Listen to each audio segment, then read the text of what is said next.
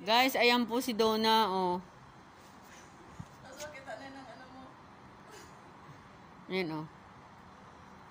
Ay guys, ano lang, 10 piso yung ano. 10 pesos. 10 pesos po ang isang ano ay. Dirham ha, dirham. At 10 dirham? Oo. Oh, yan po nakuha siya ng kamuti tops po. Kamuti tops. Oh, Donna is getting kamuti tops here in our garden. She want to sell it 10 dirham each bundle. Oh my goodness.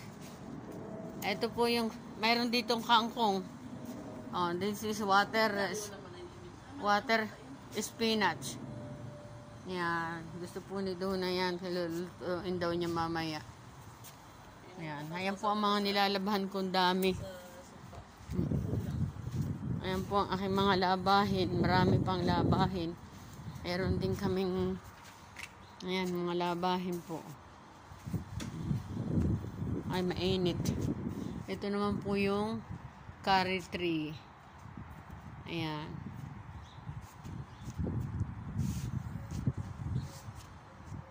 Ito pong mga laruang ito, tatapo na.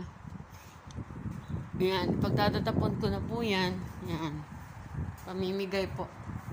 Ayan ang mga halaman. Ito may bago akong tanim na malunggay. Moringa plant. Ayan. I planted it before I go to Philippines for 1 month. This is already the moringa. May lemon tree also. Ayan. Ito po. Oh. God bless. Ayan po. Like and subscribe. Nanay Lynn channel. Ayan.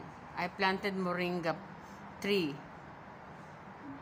before I went for my vacation. So, after a month, this is the moringa already.